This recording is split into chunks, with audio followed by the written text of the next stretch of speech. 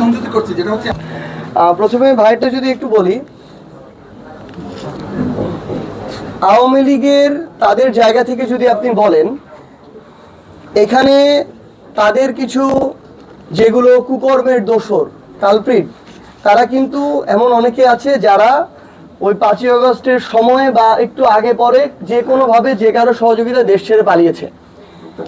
তারা যখন ওই দেশে এই ধরনের আবার অনাকাঙ্ক্ষিত এই ঘটনাগুলো সৃষ্টি করছে, আমরা মনে করি বাংলাদেশের পররাষ্ট্র মন্ত্রণালয়, অন্তর্বর্তীকালীন সরকার, তাদের পক্ষ থেকে ক্লিয়ারলি এ বিষয়ে অ্যাকশনে যাওয়া প্রয়োজন এবং তাদের জায়গা থেকে আমরা দৃশ্যমান পদক্ষেপ প্রত্যাশা করি, যেটা নিতে তারা এখন পর্যন্ত ব্যর্থ হয়েছেন। মাহফুজ আলম ছাত্র উপদেষ্টা, তিনি যখন এরকম একটা ঘটনার মধ্য দিয়ে যান, পরবর্তীতে আপনি যখন আবার ছাত্রদের যে অভ্যুত্থানে যারা নেতৃত্ব দিয়েছে তাদেরকে নিয়ে আপনি একটি সফরে যাবেন, আপনার ওই প্রতিরোধমূলক ব্যবস্থাগুলো নিয়ে যাওয়া দরকার ছিল। আপনি নেন না, এটা আপনার গাফিলতি, এটা আপনার সীমাবদ্ধতা, এই ব্যর্থতার দায় আপনার স্বীকার করতে হবে।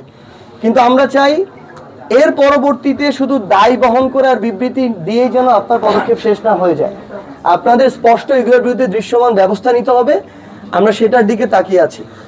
আর শাপলার ক্ষেত্রে আমাদের আলাদা অপশন আছে কিনা, আমরা তো আলাদা অপশন দিয়েছি, আমরা সাদা শাপলা দিয়েছি, লাল শাপলা দিয়েছি, যদি একান্তই তাদের অনেক বেশি কষ্ট হয়ে যায়। কিন্তু এটা সবচেয়ে দুঃখের কথা, অভ্যুত্থান পরবর্তী বাংলাদেশে একটা স্বাধীন প্রতিষ্ঠান, কোনো আইনগত বাধা না থাকার পরও আমরা মনে করি অন্য কোনো চাপের কারণে তারা এটা দেওয়ার মতো সাহস করতে পারছে না। এটা তাদের জায়গা থেকে আমরা মনে করি যে তাদের এটা একটা বড় ব্যর্থতা যে এইটুকু সাহস তারা দেখাতে পারছে না ওই জায়গায়। তো আমরা নতুন করে আবার আবেদন করেছি, আপনারা দেখেছেন ইতিমধ্যেই, যে শাপলা প্রতীক তারা বলছে সংযুক্ত করা হয়নি, অথচ আমরা যেদিন আবেদন করেছি সেদিন থেকে তো তার এই প্রক্রিয়া যাওয়ার কথা ছিল, যেহেতু আমরা শাপলা চেয়েছি, আইনগত বাধা থাকলে কোনো কথা ছিল না।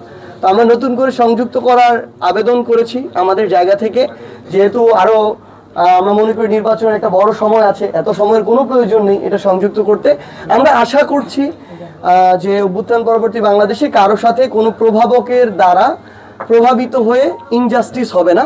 আমরা আশা করছি শাপলা প্রতীক সংযুক্ত করা হবে এবং আমরা সেটা মার্কা হিসেবে পাবো।